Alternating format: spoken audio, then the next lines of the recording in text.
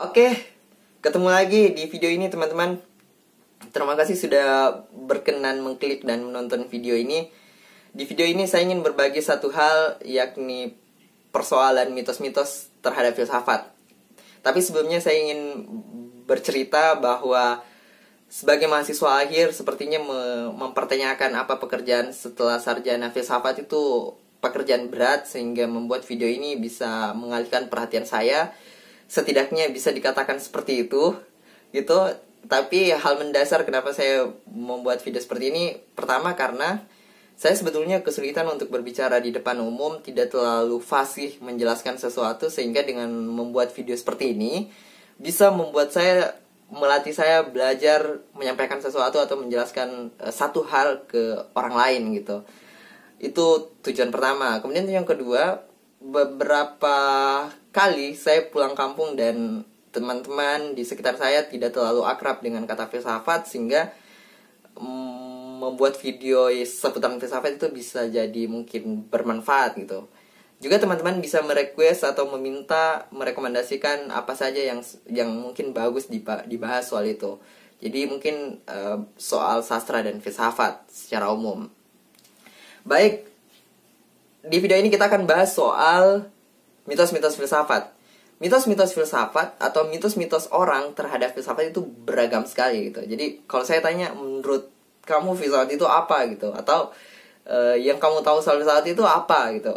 Jadi ada banyak sekali soal pandangan umum kita terhadap filsafat. Nah, jadi secara umum sebetulnya di kalangan masyarakat kita, atau di kalangan, bukan di kalangan saya khususnya itu, mereka punya stigma negatif terhadap filsafat. Seperti saya bertanya ke mereka dan mereka menjawab bahwa filsafat itu rumit dan hanya sebagian orang yang bisa mempelajarinya. Dan jika kamu, kata mereka, jika kamu tidak punya kekuatan atau tidak punya otak yang kuat untuk mempelajarinya, maka bisa saja kamu berakhir pada kegilaan. Dan bodoh amat untuk mengambil resiko kegilaan itu, karena menurut mereka filsafat itu abstrak dan jauh dari kehidupan sehari-hari. Jadi mempelajari filsafat yang beresiko berakhir pada kegilaan itu tidak make sense gitu. Jadi kayak tidak masuk akal kita punya resiko yang berat sekali, padahal kegunaan filsafat itu juga jauh dari kehidupan sehari. Itu stigma pertama, stigma orang-orang awam. Jadi filsafat sebetulnya punya tantangan tersendiri. Jadi saya pribadi gitu, teman-teman mahasiswa filsafat punya tugas yang berat untuk menjelaskan kepada orang di sekitar kita itu filsafat itu seperti ini gitu. Tapi mitos-mitos negatif semacam itu sebetulnya tidak hanya ada di kalangan orang awam saja gitu, masyarakat secara umum atau orang-orang di sekitar kita yang sebetulnya belum bersentuhan dengan filsafat. Jadi di kalangan-kalangan tertentu seperti ilmuwan, seperti seniman atau yang lain juga sebetulnya punya mitos filsafat tertentu. Misalnya saya bisa jelaskan gitu. Misalnya di kalangan agamawan, sebagian agamawan menganggap bahwa misalnya ini mitos agamawan terhadap filsafat gitu. Sebagian agamawan mengatakan bahwa sebetulnya memegang erat kitab suci itu sudah lebih dari cukup untuk mengantarkan kita pada akhir kehidupan gitu, pada akhir kehidupan yang bahagia gitu. Dan filsafat yang tidak menawarkan kebenaran mutlak itu sebaiknya dihindari gitu. Itu mitos bagian agamawan terhadap filsafat. Bahkan di kalangan lain seperti kalangan ilmuwan juga punya mitos pula terhadap filsafat. Misalnya, jadi sebagian ilmuwan ini menganggap bahwa kita punya kewajiban besar untuk menghindari filsafat, karena menghindari filsafat bisa membuat kita memelihara nalar keilmiahan kita gitu.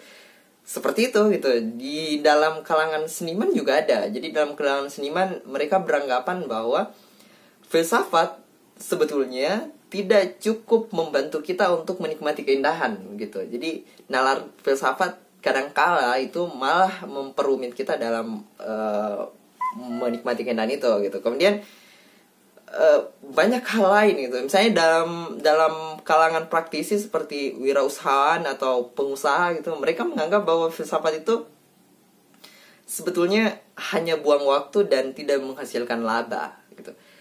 Dan banyak hal-hal lain yang sebetulnya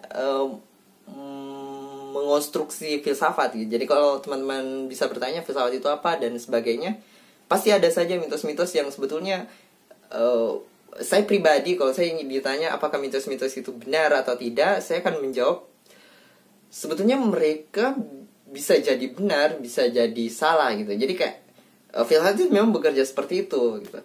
Jadi kalau dikatakan bahwa filsafat itu tidak menawarkan kebenaran absolut seperti agama sehingga kita harus menyingkirkannya dari kehidupan kita, itu juga betul gitu, bahwa filsafat itu sebenarnya tidak juga memberikan kebenaran absolut, bahwa filsafat itu tidak bahkan menjauhkan kita dari keilmiahan, itu bisa jadi gitu. Bahwa filsafat itu menghalangi kita menikmati keindahan juga bisa jadi gitu. Jadi di dalam filsafat sebetulnya mitos-mitos itu bisa jadi benar, bisa juga salah, tapi pada bidangnya masing-masing. Bahwa filsafat memuat banyak hal, teman-teman bisa mempelajari pikiran yang ateis, teman-teman bisa belajar pikiran yang teistik banget atau yang beragama sekali. Teman-teman juga bisa belajar sesuatu yang rigid, ketat sekali. Teman-teman juga bisa belajar hal-hal yang sebetulnya sangat longgar di dalam filsafat.